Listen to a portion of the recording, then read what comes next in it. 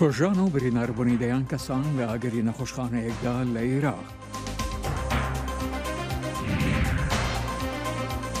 دووبارەکی لە نێوان دیموکرات و کۆماریەکاندا لەبارەی ڤاکسینی کۆرۆنا.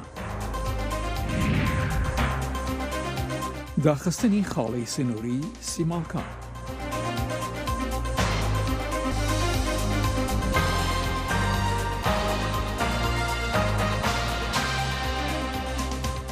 تەماشاچی لە خۆشەویستی دەمەتان خۆش لە واشنتن دیسیەوە خۆشهاتنەوە ڕای بەڕامەی کورد کۆنەکشن سێشەممە سنزەیە مانگە هەفتە ساڵە 2021 درودی من ژانەی دیلان پێشکەشتان کەم ئومیداوارم دەمێکی خۆش وەلمان بوونە سەر.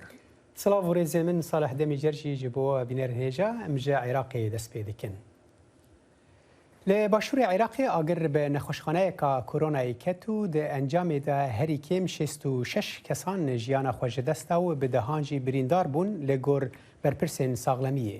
بەرپرسان گوت نەخۆش دە ئەنجاما شەواتên توندا مرن و لە نەخۆشخانەیە حسەین یا فێرکردنێ لە باژارێ ناسریە. هەن بەرپرسان گوت سەدەما ئاگەر ئەو کۆنتاگەکە ئەلکتریکێ بوو لێ بەرپرسێکی لە پارێزگەها زیقار کۆ ناسریە گریدایی وەیە گوت ئاگەر دە ئەنجاما تەقینا شوشەیەکە ئۆکسیجینێدا بووە. گومان و دوودەڵی بۆ ڤاکسینی کۆرۆنا لە وڵاتە گرتوەکان دەی ساڵمێنی کە هێشتا کاریگەری کە هێشتا کارێکی ئەستەمە بەوەی 1 لەسەر 3 ئەمریکایەکان دژ بە کۆڤید-19 دەرزیان لە خۆ نەداوە و هەردوو دیموکرات و کۆماریەکان لەبارەی ڤاکسینەکەوە دابەش و لە دووبارەکیدان کە بەردەوامە لە ئاستەنگ دروستکردن لە بەرامبەر هەوڵەکاندا بۆ زاڵبوون بەسەر ڤایرۆسەکەدا. ئەو ناوچانەی لە وڵاتە گرتوەکان کە ڕێژەی کۆتانی کۆڤید-19 تێدا نزمە بەرزبوونەوەیەکی لە تیماریکردن بینیوە لە نێوان ئەو کەسانەی تەمەنیان 18 تا 49 ساڵدایە کە ئێستا کە فەرەتر لە 40% ئەو نەخۆشانە هەژمار دەکرێن لە پەیوەندی بە کۆڤید-19ەوە. بە پێی ناوەندی ئەمریکا بۆ کۆنتڕۆڵ و پێشگیری لە نەخۆشیەکان سەرۆک جۆ بایدن لە هەفتەی ڕابردووەتی کاتی ئەوە هاتووە هەوڵەکانمان چڕتر بکەین بۆ ئەوەی باوەڕ بە خەڵکە بهێنین دەرزەکە لە خۆیان بدەن. ئێمە پێویستە کۆمەڵگە بە کۆمەڵگا گەڕک بە گەڕک وە زۆر جار دەرگا بە دەرگا بچین کورت و کرمانج لە دەرگاکان بدەین بۆ گەیاندن یارمەتی بۆ ئەو کەسانی ماون بۆ پاراستنیان لە ڤایرۆسەکە. هەندێک لە یاسادانەرانی کۆماریەکان دەڵێن ئەوان نەگەرانن لەوەی کە حکوومەتی فێدراڵ پلانی ئەوەی هەیە بێتە بەردەرگای خەڵک. بەڕێوەبەرەتی بایدن ڕوونی کردەوە مەبەستی سەر و کۆمار ئەوە نەبوو کە کارمەندانی فێدراڵ خەڵک ناچار بکەن دەرزی لە خۆیان بدەن. بەڕێوەبەرەتەکەوتی حکوومەتی فێدراڵ پێشگیریەکی زۆرتر بۆ ئیالەتەکان دابین دەکات لە ڕێگەی ئەوەی پێدەبترێت تیمەکانی وەڵامدانەوەی بەرزبوونەوە. دابەشبوونی بەردەوامی دیموکرات و کۆماریەکان لەبارەی ڤاکسینەکەوە وا دیارە تەگەڕی لە بەرامبەر هەڵدانەکانی ڤاکسینەکەدا دروست کردووە. کەمێک کەمتر لە نیوەی کۆماریەکان کە لەم دوایەنەدا لەلایەن ABC و واشنتن پۆستەوە ڕاپرسیان لەسەر کراوە دەڵێت تازە دەرزیان لە خۆداوە یان لە خۆیان دەدەن بە بەراورد بە 93% دیموکراتەکان. دکتۆر ئانتۆنی فاوچی ڕاوشکاری پزیشکی کۆشکی سپی دەڵێت گرنگە و کەسانەی دەرزی لە خۆیان نەداون لە ڕێگەی ئەو کەسانەوە کە باوەڕیان پێیە پێیان بگەن. ئێمە دەبێت لەو دووبارەکیە دوور بکەینەوە کە بەڕاستی هەر لە سەرتاوە کێشەیەک بووە لەگەڵ بڵاوبوونەوەی ئەم پەتایە. لەم هەفتانەی دوایەدا لە ئەرکانساس کە ئێلەتێکی سەر بە کۆماریەکانە ئەو کەسانەی کە بەهۆی کۆڤید-19ەوە لە نەخۆشخانە تیماری کراون لە بەرزبوونەوەدا بووە. بە پێناوەندی سەرچاوی کۆرۆنا ڤایرۆسی جان هاپکینز تەنها 32% ئەرکانساسیەکان بە تەواوی دەرزی لە خۆیان داوە.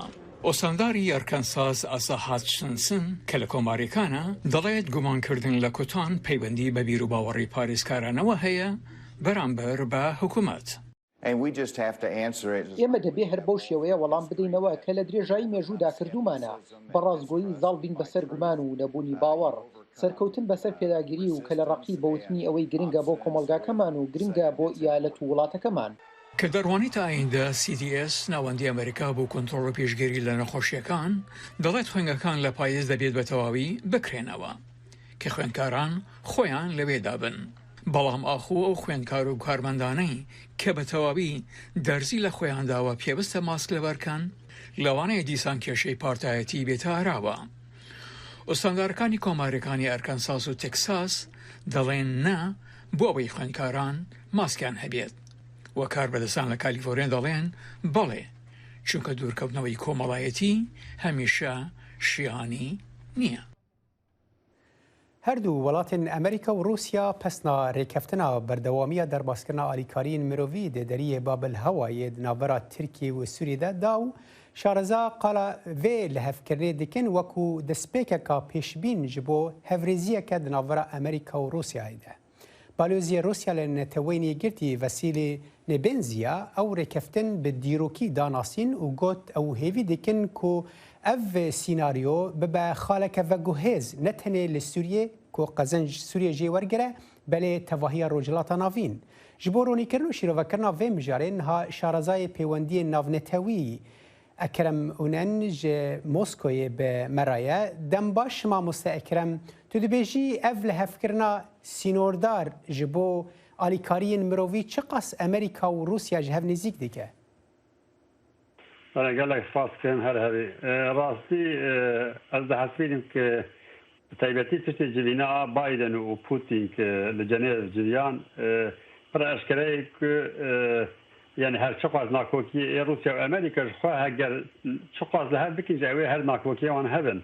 Lê biya min di vê civîniyê de bi taybet li ser Sûriye bi taybet ser Sûriye ez dihesibînim ku li hevkirinek wanî a berê hebû berdewam dikin û heta belkî hîn xurtir dikin. Yani bak cenabê te zane ez tim tekrar dikim ki li Sûriye hevkirinek ne diyar di orta Amerîka û Rûsyada heye ev ê hanê hatta ez dikarim bêjim ji demê Obama dest pê kiriye paşê bi Trump dewam kir û niha jî Biden belkî dixwaze hîn xurtir bike ji bo çi Biden dixwaze xurtir bike belkî Biden heta derecakê ew bêbaweriya navbera dewleta Yekîtî Amerîka û Rûsya de ev demeke dirêj hebû belkî Biden dixwaze wê nebaweriyê hinkî sis bike ji ortê rake û hinkî baweriyê çê bike ji bo Rûsya ki karibe têkiliya wan xweş bibe. Ez bawerim ev nekir berxwevçê bû li hevkirineke ki berê heye û ev jî encamê wê yekî îro baş mamoste Ekrem em çima tiştekî li ser erdê li Sûriyê nabînin han ev deriyê mirovahî ji ber ku pêwîst bû biryarek were standin roja înê biryar standin roja şemiyê roja dawiyê bû ku divê biryarek bête standin neçar bûn ku wê biryarê bistînin çima ji bo tevahiya Sûriyê tiştekî diyar li ser erdê nîne û xalên nakok navîna Rûsya û Amerîka da li kîjan navçeyên Sûriyê bêhtir hene li gor xwendina te?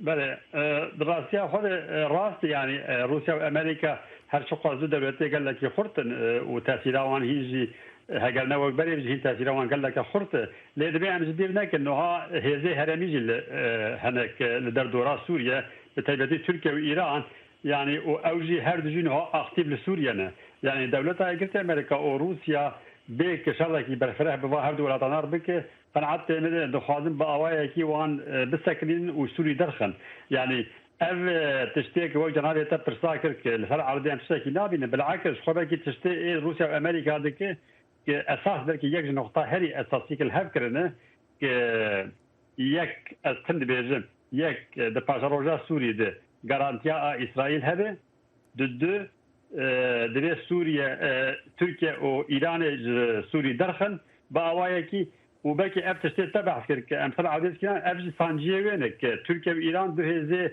bêguman heger em bêjin ne Rûsya û Amerîka xurt jî lê du hêzê heremî li xurtin bêguman Rûsya û Amerîka mezbûr hesabê wan bikin lê di vir de divê em ji bîr neke ki Rûsya û Amerîka di pirsa her du Sûrî derxin li hev kirine ez dihesibînim. باشه مامۆستا ئەکرەم ئەگەر رووسی و ئەمریکا لە هەف بکن دۆر سووریە ئەگەر گەیشتنە ڕێکەفتنەکە و لەسەر عردێ شتێک هاتە وەرگەڕاندن وێ دەمێ کیژان ئالی بهتر سوودێژێ وەردیگە ینی بێژێ قەزەنجا کیژان ئالی بهترە ئەم ببێژن دناوا سووریێدا خەلکی سووری بگشتی وێ سوودێژێ وەرگرێ وێ کورجێ وەرگرن وێ ئالی ئۆپۆزیسیۆنێک سوودێژێ وەرگرێ لە گۆر خواندناتەوە کیژان ژێ سوودێ وەرگرێ بهتر قناعتي من از حسب يعني اللي هفكرناك هذا اوي جبو تبايا سوريا ده يعني تبايا سوريا ده يقولوا جنابه الزان انه هال سوريا دي نقطه اساسيه هنا نقطه ادلبيه اساس جيك قال لك هذا تيروريست جديان قال لك قد يقدر المعارضه مخالفه سوريا جيرد بيزن للوره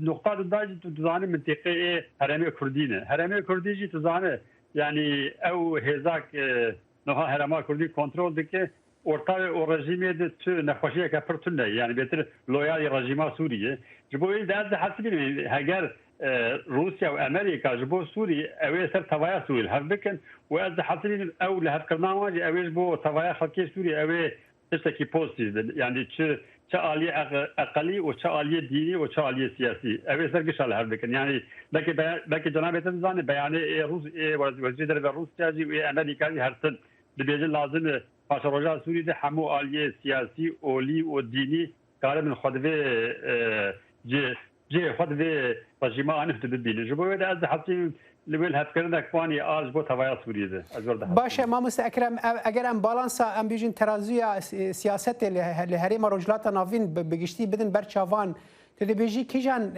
هزا هریم رجلات ناوین ناخوازه که امریکا و روسیا لسر سوریه لهفده بکن یعنی وقت نمونه ترکیه دخوازه او نزکی هفه بن یعنی ایران دخوازه او نزکی هفه بن قناعتي من برسك قال لك جدا وجنابه برسك باسكت قناعتي من نا تركي ونا ايران بتهيبات هرده تو اوينا هذين كروسيا وامريكا لسر سوري الهافكن جبرق وقت من بريانو هاجيكو يعني اوجي بكيما هي بقان ديما زانك روسيا وامريكا لسروان لهافكرنا لسروان لهافكرنا كوان سوري درخن حتى بس تلقي نوان سوري تنين درخن حتى وان بين جوان ربي دبيجن وين حدودي خواه يعني دستي خواجر بكشيل نبز سوري تاني عراقية لبنانية ليبياية منطقة يعني أشكرا روسيا أمريكا تركيا يعني دجا لقارن حدودي خوا بله نرينا تزلال بو ما مستأكرم شارزاي بيوندين نافنتوي أكرم أوننت جموسكوي بمروي جالك سباش بوداماته جالك سباش كان هذه لمانگی ششی امسالوا هاتوشو کردن لدروازه سیمالکا که بەڕێوەبەرەتی خۆسەری باوکوور و ڕۆژهەڵاتی سووریا بە هەرێمی کوردستان دەبەستێتەوە زۆر کەم بووە. دوایین جار کە دەروازەی سیماڵکە داخرابوو ڕۆژی 22 مانگی شەشی ئەمساڵ بوو کە لەلایەن بەڕێوەبەرەتی دەروازەکانەوە لە باکوور و ڕۆژهەڵاتی سووریا داخرابوو. حکوومەتی هەرێمی کوردستان بوو ماوەیەکی کەم دەروازەی سیماڵکای گرتە دەست و دایخستن. کەنانبەرەکات ڕایگەیان کە ئەوان دژی ڕێو شوێنە ئاسایشیەکان نین. بەڵکو ئەو جۆر ئاسایشەی کە هەرێمی کوردستان بۆ ڕێڕەوی دانیشتوانی باوکوور و ڕۆژهەڵاتی سووریا سەپاندونە سەرچاوەی گرژیە. جماعة حزیران ده تفگرا لدرگه سیمالکا گو هەرێمی ڕێڤەبەریە خۆسەر لە سووریە بە هەرێمی کوردستان عراقی و گرێدی ده پرکێن بوویە. کردنا درگه سیمالکا جارا وی داویت 22 حزیران ده بو گو جالیه ریوبریا گشتی یا درگهن لباکور و جلاتی سوریه هات گرتن. هفسروک دستیا کار هندرین آهریما جزیره کنعان برکات دبیجه گو جبر بریارا وی داویه گو جالیه حکومتا کردستان و هات استندن وان درگه سیمالکا جبو دمک کرد گرت. کنعان برکات دیار کر گو او نل دجی بریارن اولهیه ین هریما کردستانی نه لی فرما اولهیه یا گوش هیلا حکومتا هریما کردستانی و جبو در باسبونا نشتجیهان جالی باکور و رجلات سوریه و ها دایی بویا جه آلوزیه يعني هيفياما نوصابو كو التعامل آلي داوستاندني ده سر اساسا كي امبيجن اداري حتى اولهي حتى آلي خوي امبيجن منتي ملوياليه بحضاره انسانيه ملوياليه تخوازن هرنا آلي جباكي سردانا وابكن واببينن وفجرن دمجاري مدى تشتكي اصلانجيز بو مجاهدينينا يعني تشتكي كو امبيجن الهمبر برياره كما شبو كسهتك درباسنا بآن نتشي تنه شوپینر باور دکن گو ناکوکین سیاسی ناورا هر دو آلیان ده دبه سدما گرتنا درگه سینوری جبو چند جاران. نشتجهم باکور رجلات سوریه دمک دریج دمینن هیا گو اریکرنا در باسبون ته داین جهلا هریما کردستانه و. درگه سیمالگا گو تکانه درگه سینوریه گو هریمن کردین سوریه بجهان ایره. گوبریاوی سیویل بازرگانی و آلکاری مروی در باز دبن. جمع امراسید بینن او دریکی وکریج ملطه مرا حالات شواطئ هنا نخوشی مزمن هنا بوك هنا حالات انساني هنا ام هيفيت كن اذنا نبا حالات ديره بنبا قرارات ديره بالقرار من بوابه قريداي بن امورنا السياسي بن شبن امنا تعلق مجبا سالفين جهر طرفاجي اما حالات انساني ام هيفيت كن جهر طرفاجي افدري فبي ملطه اوروبا ملطه هاجريه ملطه تاخذ خد بيني اهل خد بيني نخوشينا ما هنا نكار نهارنا الشامي اذا الريز احمد قران برفي ملطي نشتجهن هرمه بهیوینا گو ناخوکین سیاسی یا کردن هر دو قراغا جمع دجله باندور سر تفگرا درگه سینوری نکه گرتنا درگه سیمال کا باندور که نینی سر جیانا نشتجهن باکور و جلات سوریه دیکه مسائل السياسي جرك نبي أواي ورنا حلكرن إيرو أب درجه هناك درجهك كسي فقير ريش كسي مالدار ريجي نفسي عملية هجای گوتنه اگو درگه سیمال کا یه سینوری د 13 ماه یکی 2013 ده هاد وکرن آگاهی فرمیج بو و گوهرتنا بازرگانی بریا سیمال کا توننه لی یک جه درگه هری اکتیو سر استا سوریه بگشتی دمل آبوری ده لالی اکیدن تکانه درگه سینوری گو جبو روشن مرووی گو پیش نشتجهن باکوری سوریه باندورا ناکوکین سیاسی سر تفگرا درگه سیمال کا دبه صدما آلوزیه که پرالی زانا عمر دنگ امریکا هریما دیرکی لترکیه لگور لیکولینان ده نوورا سال 2000 و 2021 ده نزیکی 16000 جرن هاتنه کشتن و بهتری 2 میلیون جی دولت دخوازا پاراستنه کرنه. لیکولینر سیبل هورتاش ده پرتوکا خویا بناوه جنین که دلتنگ بون چما میرین خوا کشتن ده خواستیه که ناس بکه چما جنو میر کشتنه دکن. راپورتا پیامنیر مل انقره آگاهین بهتر هنه. لگوری لیکولینن د نابرا سالن 2000 و 2021 دا نزدیکی 16000 جن هاتنه کشتن و 2 میلیونی زیادتر جن جی دولت پاراستن داخواست کرنه. لترکیه هر روز جعالی زلامان و کشتنا جنه ایدی وقت تشتکی آسان تنیرین. للوی داره پرسکا گرینگ اوه کو گلو جن جی لترکیه هیت زلام خود دکوژن آن نا. روزنامه‌وان سیبل هورتاش لسر و مجاری دمکا درج لیکولین کر و برسیوا و پرسیجی د پرتوکا خو یا بناوی جنین کو دلتنگی بون چما میری خو کشتن دا نویسی هورتاش چیروکا و پرتوکا خو جی وها ود بیجه kadın hareketiyle beraber Türkiye'nin gündemine oturdu. The despeka salada hzarande bi tevgera jinan kuştana jinan ke terojeva Türkiye'de salada hzaru dehande ji ji aliyen hinderan İja kuştuna meran hate diyar kırın u biviji xwestin ku kuştuna jinan normal bıkın. Ez jî li ser vê ketim rê û min got gelo jin çima mêran dikujin. Çîroka vê Pirtûkê jî wisa dest pê kir. Berê nivîsînê Hurtaş diçe hemû girtingehên jinan yên ku mêrê xwe kuştine û serdana wan yek bi yek dike. Tüm kadın cezaevlerini Ez li Türkiye hemû girtîgehên jinan geriyam. Jinên ku mêrên xwe yan jî xoşewîstên xwe kuştine bi wan re axifîm. Min ji wan pirsî hûn çima mêran dikujin. Di vê lêkolînê de diyar bû ku kuştina jinan û kuştina mêran hiç wek hev nînin. Mêr li gor kêfa xwe jin jî bo parastina xwe dikujin. Hurtaş pêşî van lêkolînên xwe di rojnameyeka Tirkiyeyê diweşîne. Paşê jî dike pirtûk. Lê di dema weşandinê de bertekê herî mezin ji aliyê Wezareta Dadêva tê. Kamuoyundan hiçbir tepki görmedim bu anlamda. Hatta çok ilgiyle okundu bu yazı dizisi. Ama Gava pirtûk derket ez gelek di nav tatilê de bûm. Min digot gelo ji xwendevanan ew ê bertekekî çawa bê. Lê rastî xwendevanan nêzîkbûnekî baş nîşandan. Lê berteka mezin ji aliyê Wezareta Dadêve hat. Ji bo ku ez bi destûra Wezaretê çûbûm girtîgeham. Piştî weşanê Wezaretê bangî min kir û got Sîbel Xan hûn çi dikin. Zilam kuştina jinan dixwînin diçin jinê xwe dikujin.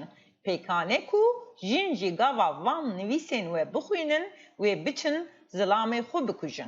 Susmuyoruz, korkmuyoruz, itaat! Jinên ku diltengî bûn çima mêrê xwe kuştin? Ji aliyê weşana îletîşîn ve çaremîn car hatiye çapkirin. Vê pirtûkê alaqayeka mezin jî ji aliyê xwendevanên xwe girtiye. Eyûb Demîr, Deng Amerîka, Ankara. لە کاتێکدا نەتەوەیەگرتوەکان لە 11 ژولای جەژنی ڕۆژی جیهانی دانیشتوان دەگرێت، شارەزایان دەڵێن هیچ ژمارەیەکی وردی دانیشتوان بۆنی نییە و داهینانی مرۆڤ بەردەوام دەبێت لە بەڕێوەبردن و تێپەڕبوون بەسەر گەشەی ژمارەی ئەو کەسانەی کە لەسەر ئەم هەسارەیەدا دەژیان.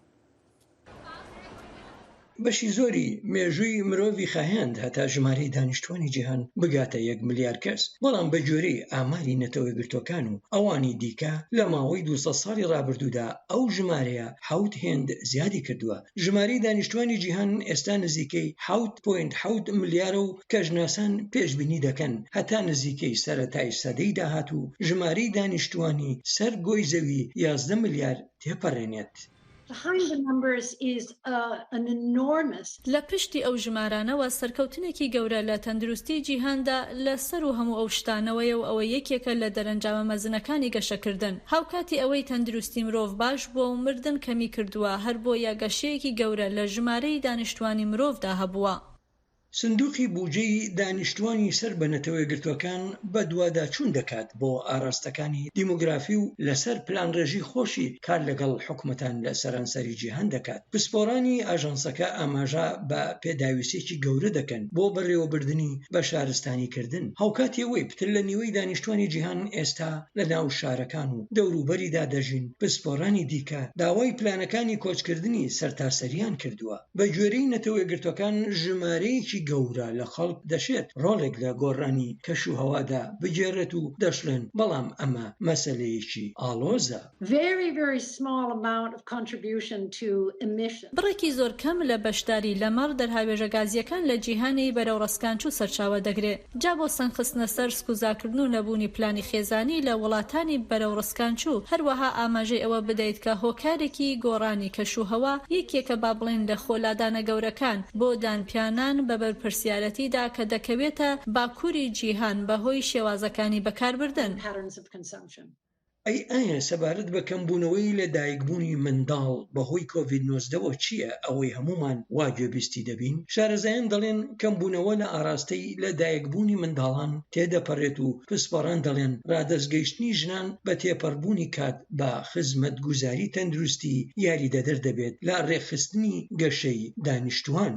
کاتێک خەڵک بتوانن ئەو ژمارەیە لە منداڵ خۆیان دەیانەوێ بیان بێ، ئەو کاتە ئەوەی بەدی دەکەین ئەوەیە کە بە گشتی و بە تێپەڕبوونی کات خەڵک منداڵی کەمتریان دەبێ. ئەمەش بەشێکی بەهۆی ئەوەیە کە خەرجیەکانی بەخێوکردنی منداڵ زیادیان کردووە. هاوکات زۆرێک لە شارەزایانی دیموگرافی دەڵێن ژمارەیەکی تەواو گونجاو بۆ دانیشتوان نییە. ئەو داهێنانی مرۆڤ بەردەوام دەبێت لە زاڵبوون بەسەر ڕەوتی گەشەی دانیشتواندا. نەخۆشین پەنجەشێرێ لە مووسڵێ بەسەر ئێش و ئازارە نەخۆشیەدا ڕاستی پرسگرێکن پەیداکردنا دەرمانن و جهێن گونجاوێن بە حەواندنێ دەبن لە نەخۆشخانەیان. هەرچەندی کۆپزیشک گوه دەدن وان و خەمساریە دە دەرمانکردنا واندا ناکەن. پەملێرێ مە لە مووسڵێ سەردانا نەخۆشخانەیەکی کرد و ئەڤ راپۆرت ئامادە کرد.